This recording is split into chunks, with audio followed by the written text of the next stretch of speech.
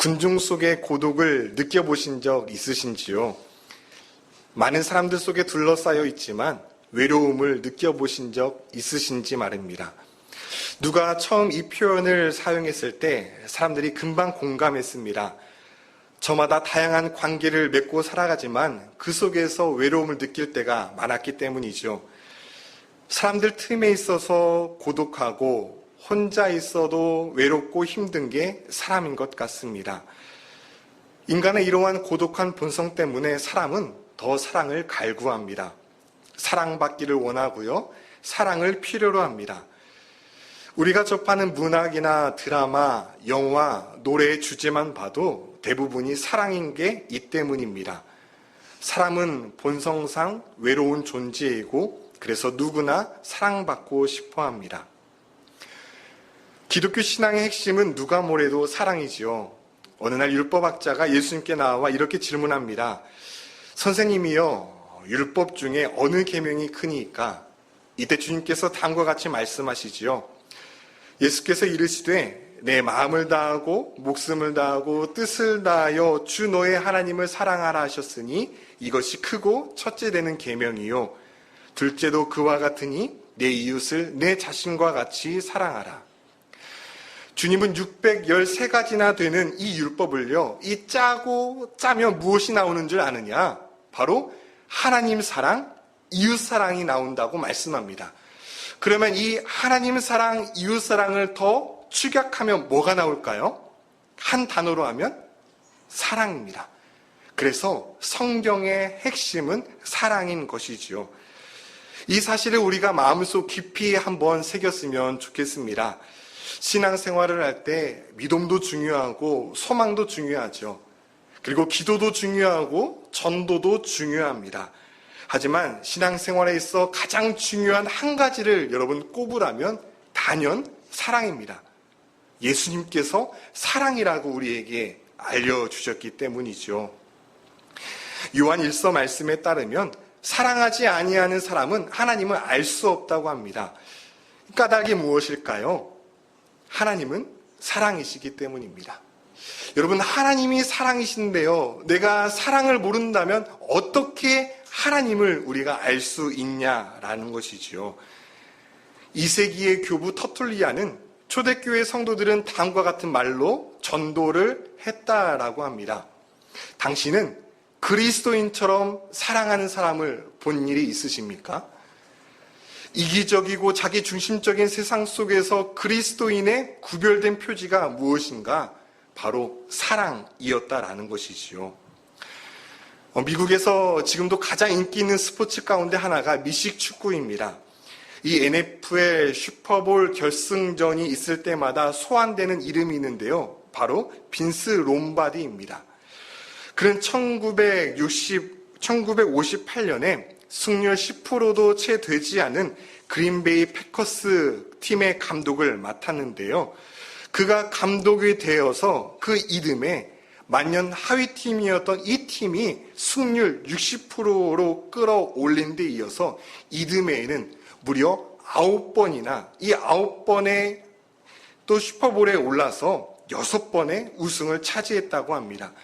이 롬바르디의 평균 승률은 74%에 이르렀고 미국 역사상 가장 위대한 코치로 선정되기도 했습니다.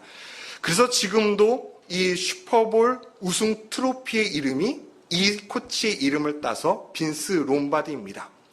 그래서 스포츠 리더십을 보면은 늘 이분의 이름이 빠지지 않는데요. 어느 날 한 기자가 이분에게 찾아가서 어떻게 하면 이기는 팀이 될 수 있냐고 물었습니다. 그때 이 코치가 하는 말이 코치가 훌륭하면 됩니다라고 답했습니다. 그러자 이 기자가 그럼 이 훌륭한 코치와 훌륭한 코치 팀이 맞붙으면 어느 팀이 이깁니까? 라고 물었더니 훌륭한 선수가 있는 팀이 이깁니다라고 답했습니다. 그래서 이 기자가 그럼 훌륭한 코치와 선수가 있는 팀끼리 맞붙으면 어느 팀이 이깁니까? 라고 질문했을 때 이 코치가 묵직한 답을 했습니다. 선수들이 사랑하는 팀이 이깁니다. 여러분, 치열한 경쟁 속에서 나아가는 그 운동 경기 팀도요, 사랑이 실력이 비슷하면 중요하다라고 합니다.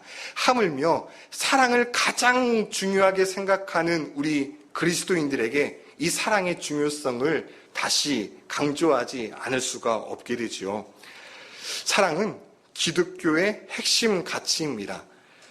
그런즉 믿음, 소망, 사랑 이 세 가지는 항상 있을 것인데 그 중에 제일은 사랑이라. 우리네 삶과 신앙생활에 중요한 것이 많이 있지만 사랑보다 중요한 것은 없습니다. 오늘 본문 고린도전서 13장은 사랑장으로 널리 알려져 있지요. 기독교에 대해서 잘 모르는 사람들도 오늘 본문만큼은 알고 있을 정도로 꽤 유명한 말씀입니다. 그런데 이 아름다운 말씀은 사도 바울이 어떤 낭만적인 감흥에 젖어서 사랑의 노래를 부르는 것이 아니었습니다. 분열되고 갈라져 있는 고린도 교회의 문제 해결책으로 나온 답안이었습니다.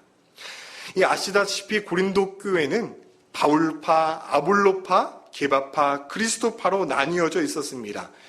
같은 교회에서 성도가 성도를 송사하는 일이 있었고요. 또 우상에게 바쳐진 제물을 먹을 수 있느냐는 문제를 두고 서로 다툼이 극심했습니다. 이 고린도 교회는 특히 영적 은사에 대한 관심이 많았는데요. 우리 고린도전서 12장 8절 말씀을 한번 찾아보실까요? 이 문제 많은 교회에 참으로 다양한 성령의 은사를 받았는데요. 지식의 은사, 지혜의 은사, 믿음, 병 고치는 은사, 능력 행함, 예언, 영분별, 방언, 통역의 은사를 받았습니다. 근데 문제는 이 고린도 교회 성도들이 방언을 최고의 은사로 여겼고 이 방언의 은사를 기준으로 다른 사람들의 신앙과 믿음을 평가하고 판단했다라는 것이지요. 이에 사도 바울은 너희는 방언을 최고의 은사로 여기고 있지만 이보다 더 핵심적이고 중요한 은사가 있음을 가르쳐 줍니다. 그리고 그 은사를 사모하라고 말하죠. 바로 12장 31절의 말씀입니다. 너희는 더욱 큰 은사를 사모하라. 내가 또한 가장 좋은 길을 너희에게 보이리라. 바로 이 은사가 무엇입니까? 고린도 교회 성도들이 가장 추구해야 되고 중요하고 핵심적인 은사 사모해야 될 것, 바로 사랑이라는 것이죠. 바로 이런 배경하에 고린도전서 13장이 나타나게 됩니다. 오늘 1절 말씀을 보면 내가 사람의 방언과 천사의 말을 할지라도 사랑이 없으면 소리나는 구리와 울리는 꽹과리가 되고 라고 말씀합니다. 고린도 교회 성도들이요, 여러분들은 방언을 최고의 은사로 치지만 사랑이 없으면 그것은 시끄러운 소리일 뿐이다 라는 겁니다. 자, 2절에서는 예언이 나오죠.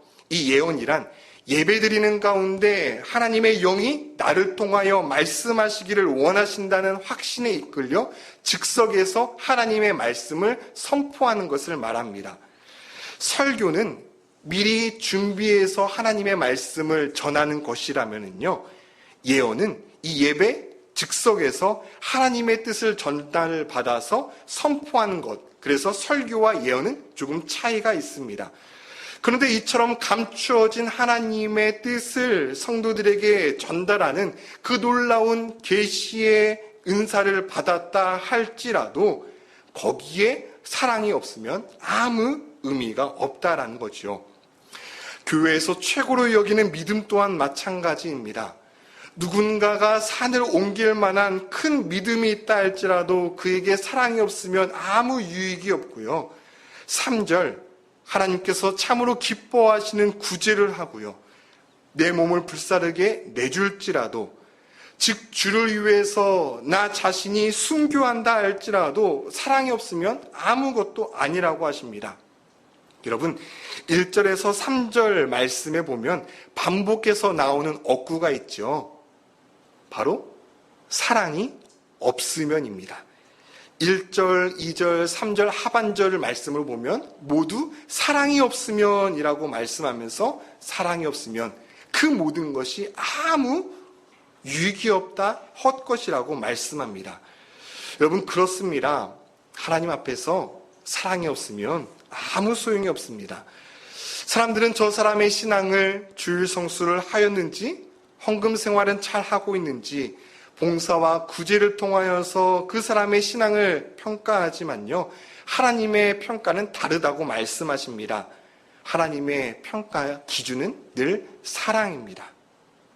하나님은 그가 진정으로 사랑이 있는지, 그 사람 마음 가운데 사랑이 있는지 이것을 가지고 판단하신다라는 거죠. 주님께서 3번이나 자신을 부인했던 베드로에게 다시금 기회를 주신 까닭도 바로 이 때문이었습니다. 그가 주님을 사랑했기 때문이죠. 요한복음 21장 15절입니다. 그들이 조반 먹은 후에 시몬 베드로에게 이르되 요한의 아들 시몬아, 네가 이 사람들보다 나를 더 사랑하느냐 하시니 이르되 주님 그러하나이다. 내가 주님을 사랑하는 줄 주님께서 아시나이다. 이르시되 내 어린 양을 먹이라 하시고. 사실 베드로는 주님께서 부활하시고 승천하신 다음에 남아있는 제자들의 그 무리를 이끌기에는 턱없이 부족한 자였습니다. 그는 성급했고 실수가 많았고 자주 넘어졌습니다. 그럼에도 주께서 자신의 생명과 맞바꾼 이 자신의 양떼들을 그에게 맡기고 목양하라고 부탁하신 까닭은요, 바로 베드로는 주님을 진심으로 사랑했기 때문이었습니다. 여러분, 우리가 자주 넘어지고 죄로 인해서 내가 무너진다 할지라도요, 주님은 우리가 주님을 진심으로 사랑하기만 하면 언제든지 다시금 우리를 일으켜 주시고 새로운 기회를 주심을 믿으시기 바랍니다. 의료인들의 속 깊은 이야기를 털어놓은 산문집 내가 살린 환자, 나를 깨운 환자에 나오는 이야기입니다. 지금 현재 일산병원의 센터장으로 있는 한 의사 선생님은 지금도 30여 년 전에 만난 한 환자를 잊을 수 없다고 했습니다. 이 전공이 2년 차였는데요. 심야 응급실에 여러 약을 복용해서 실려온 중2 학생이 있었습니다. 어린 나이에 얼마나 힘들었기에 이런 극단적인 생각을 했을까 너무도 마음이 아팠습니다. 당이 응급 위장 세척을 해서 이 환자는 깨어나 무사히 태어날 수 있었는데요. 이후 그 학생이 보내준 편지가 평생도록 가슴에 남았답니다. 선생님 덕분에 제가 새로운 삶을 살 수 있게 되었어요. 저도 커서 선생님처럼 의사가 되고 싶어요. 이 의사 선생님이 생각해보면 자신은 별로 해준 것도 없었는데요. 선생님처럼 되고 싶다는 이 편지를 받고 20대 그 분주했던 그 젊은 의사에게 2가지 큰 교훈을 얻게 되었답니다. 먼저 첫 번째로는 사람이 너무 큰 고통을 겪게 되면 죽고 싶다는 극단적인 생각을 하기도 하지만 그 순간을 벗어나기만 하면 다시 살고 싶다는 그 생명을 붙드는 게 사람이란 존재구나라는 것을 깨닫게 되었답니다. 그리고 2번째 깨달은 게 있었는데요. 의사는 치료하기에 앞서서 손을 잡아주는 사람이구나라는 것을 깨달았답니다. 환자를 치료하는 것도 중요하지만 그에 못지않게 마음 다해 사랑으로 다가가는 것이 의사라는 직업이라는 것을 알게 되었다라는 것이죠. 많은 사람들이 얼마 전 종영한 드라마 닥터 김사부를 통해서 감동받은 것도 이 때문이겠습니다. 한 전공의가 여러 사람을 죽음으로 내몬 이 방화범이 미워서 치료하기를 주저했습니다. 그러자 극중 김사부 역을 맡은 한석규 씨는 이렇게 말합니다. 의사는 가운을 입은 순간 그 어떤 환자도 차별하거나 구별해서는 안 돼. 교통사고로 실려온 환자를 두고 센터장은 이 수술을 해도 이 환자를 살릴 확률이 20%도 채 되지 않기 때문에 포기하자고 합니다. 그런데 김사부는 말합니다. 내가 비록 삼류 의사 나부랭이지만 그런 나라도 도움이 된다면 기꺼이 최선을 바칠 생각이다 라면서 환자의 생명을 포기하지 않고 끝까지 살려냅니다. 시청자가 이 김사부의 모습을 보고 감동을 받고 낭만을 느낀 것은 그에게 범접 불가한 실력은 물론이었고요. 환자 한 명 한 명을 진심으로 사랑으로 대했기 때문일 겁니다. 사랑이 중요합니다. 하지만 이 잘못된 사랑은 상대방을 더 힘들게 만듭니다. 그래서 우리는 사랑이 어떤 원리가 있는지 말씀을 통해 그 원리를 배워야 합니다. 우리 4절부터 7절 말씀을요, 이 시간에 함께 한 목소리로 같이 봉독하겠습니다. 사랑은 오래 참고 사랑은 온유하며 시기하지 아니하며 사랑은 자랑하지 아니하며 교만하지 아니하며 무례히 행하지 아니하며 자기의 유익을 구하지 아니하며 성내지 아니하며 악한 것을 생각하지 아니하며 불의를 기뻐하지 아니하며 진리와 함께 기뻐하고 모든 것을 참으며 모든 것을 믿으며 모든 것을 바라며 모든 것을 견디느니라. 아멘. 여러분, 사랑의 특징이 무엇입니까? 사랑은 오래 참습니다. 이 말씀을 통하여서 내 안에 사랑이 있는지 한번 돌아보았으면 좋겠습니다. 사랑은 온유합니다. 그리고 다른 사람이 가지고 있는 것을 탐내지 않습니다. 여러분, 사랑하면 자랑하지도 않습니다. 교만하지도 않고요. 무례히 행하지 않으며 다른 사람을 존중히 여깁니다. 사랑하면 자기의 유익을 포기할 줄 압니다. 다른 사람의 유익을 먼저 생각하지요. 그 사람의 행복이 곧 나의 행복이라는 믿음이 있기 때문입니다. 사랑이 있으면 다른 사람에게 성내지 않습니다. 화가 나도 필요한 만큼 적당히 화를 내지 화를 분노로 표출하지 않습니다. 또 사랑이 있으면 진리를 추구하고 진리에서 떠난 불의는 적극적으로 거부합니다.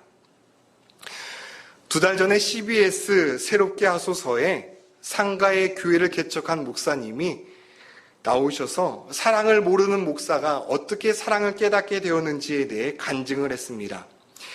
이분이 교회를 개척하고 나서 가장 힘들었던 부분이 재정적인 문제였답니다. 교회가 월세 내기도 어려워서 4년 동안 사례를 한 번도 받지 못하셨답니다. 한참 돈이 많이 들어가는 중고등학교 자녀들도 있는데 이런 형편을 알면서도 11조 생활도 제대로 하지 않는 성도들을 볼 때마다 시간이 지날수록 마음속에 미움이 생겨났고 너무도 야속해 보이더랍니다. 그러던 어느 날 고린도전서 13장 말씀을 설교하려고 말씀을 묵상하는데 이 말씀이 마음속에 부딪혀서 설교를 도저히 할 수 없었답니다.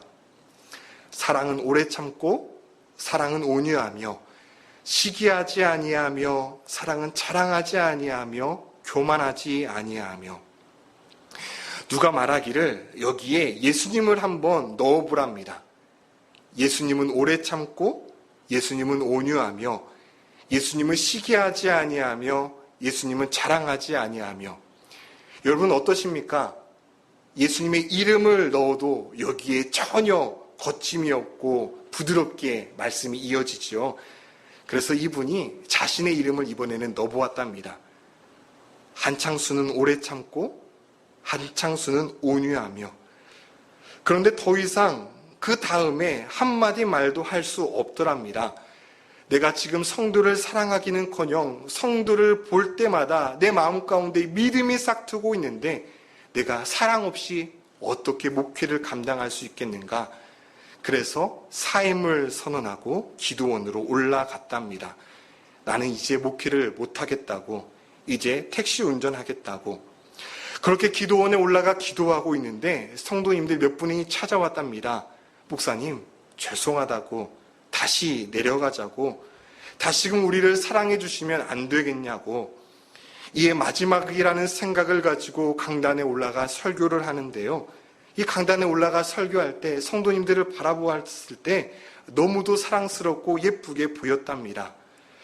우리 하나님은 11조 안 낸다고 화내는 분이 아니고 봉사 안 한다고 야단치는 하나님이 아니시지 않는가.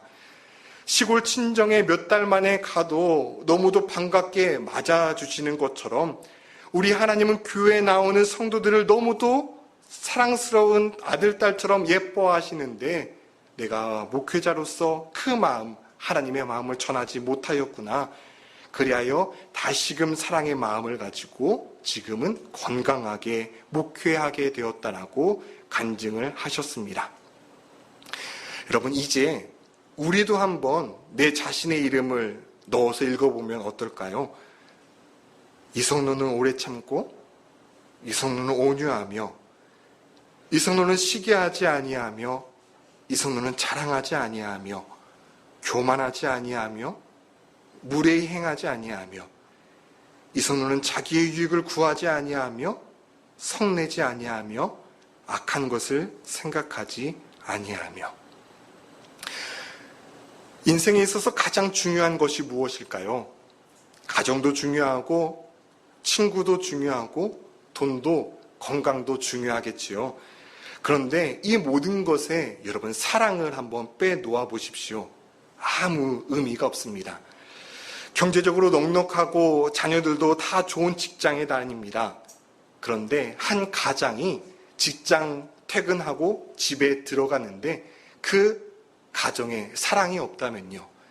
아내는 등을 돌리고 자녀들은 문 밖에 나오지 않는다면 아무리 그 가정이 부유하고 그 가정이 아무 문제가 없어 보인다 할지라도 사랑이 없으면 어찌 그 가정이 행복하다 할 수 있겠습니까? 교회도 마찬가지이죠. 화려한 건물과 성전이 있고 여기에 뜨거운 찬양과 열정적인 예배가 있다 할지라도요. 그 교회에 사랑에 빠지면 그것이 어떤 유익과 소용이 있겠습니까? 학교도 은사도 마찬가지입니다.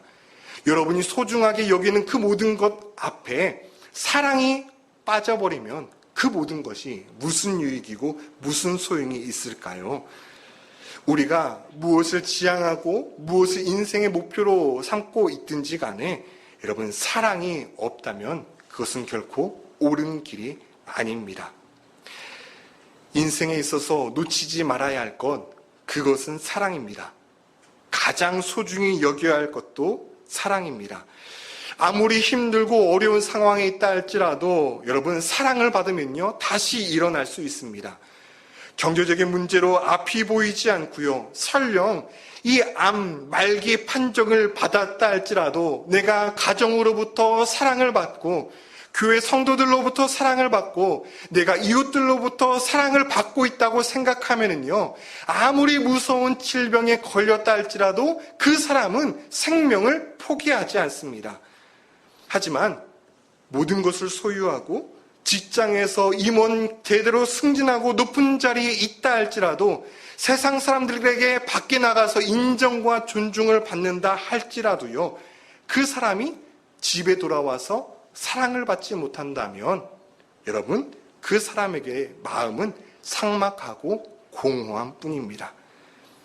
사랑이 없으면 우리 인생은 만족함이 없습니다. 그러나 사랑이 있으면 그 사랑이 우리를 살리고 우리를 일으킵니다. 성도는 바로 그 사랑을 하라고 부름받은 자들입니다. 주님께 받은 그 사랑으로 먼저 우리 자신의 마음이 부유하게 되고 그 사랑을 가지고 주님은 세상을 섬기라고 말씀하십니다. 하지만 이 세상 가운데 주님의 사랑을 가지고 살아가기는 참 쉽지 않습니다. 사랑은 원래 힘든 겁니다. 절대 쉽지 않습니다. 세상의 원리와 반대되기 때문이지요. 하지만 사랑만큼 힘이 세고 사랑만큼 값진 것은 없습니다. 그리고 사랑을 대신할 수 있는 것은 이 세상에 아무것도 없습니다. 주님은 우리에게 서로 사랑하라고 말씀하셨습니다. 요한복음 13장 34절, 35절 말씀이지요. 서로 사랑하라. 내가 너희를 사랑한 것 같이 너희도 서로 사랑하라. 너희가 서로 사랑하면 이로써 모든 사람이 너희가 내 제자인 줄 알리라. 아멘. 주께서 우리에게 사랑하라고 명령하셨습니다. 그러면 우리가 어떻게 하면 되겠습니까? 사랑하면 됩니다. 100% 사랑하지 못해도 괜찮습니다. 사랑하는 감정이 생기지 않아도 상관없습니다. 조금이라도 오늘 주신 말씀을 듣고 주님 말씀대로 사랑하려고 노력하고 애쓰고 포기하지 않으면 됩니다. 그 애씀을, 그 노력을, 그 순종하려는 그 마음의 중심을 우리 주님은 귀하게 보시기 때문이지요. 한 가지 이야기만 하고 말씀을 마치고자 합니다. 어느 라디오 프로그램에 20대 여자 청년이 보낸 사연입니다. 아버지와 엄마와 저는 단란하고 행복한 가정을 이루고 있었어요. 아버지는 다정다감하셨는데 일이 많이 힘드셨는데도 퇴근하면 집에 돌아와서 저와 엄마랑 대화하는 걸 좋아하셨지요. 그러다 제가 중학교 가던 해에 웃음이 끊기는 사건이 있었어요. 아버지가 사고로 돌아가셨어요. 믿기지도 않고 믿을 수도 없는 일이었지만 엄마랑 저는 둘만의 생활에 적응해야 했지요. 엄마는 일을 하러 나갔지만 아버지가 벌어오셨던 수입에 반도 벌지 못하셨어요. 세월이 흘러 저는 대학을 졸업하고 회사에 취직했죠. 벌써 회사에 취직한 지 3년째이고 다음 달이면 열심히 부었던 적금을 타요. 적금을 타면 엄마랑 처음으로 여행을 가기로 했어요. 바쁘게 서로 사느라 엄마랑 단 한 번도 제대로 된 여행을 해본 적이 없었거든요. 엄마와 저는 여행지를 정하며 무척 설레였어요. 그런데 바로 몇 주 전 그 설렘이 뚝 끊겨버렸어요. 엄마가 예고도 없이 아버지에게 가버렸거든요. 엄마는 저보다 아버지랑 여행을 가고 싶었나 봐요. 이 사연을 읽던 진행자는 더 이상 말을 잇지 못하고 울어버렸습니다. 담당 PD는 노래를 빠르게 틀었고 청취자는 그 노래를 부르며 같이 흐느꼈습니다. 우리가 자주 하는 말 가운데 다음에 하자, 다음에 만나자라는 말을 많이 하지요. 그런데 우리에게 다음이 얼마나 남았는지 아는 사람이 얼마나 있을까요? 소금보다 황금보다 중요한 금이 지금이라고 하죠. 그래서 우리 지금 사랑합시다.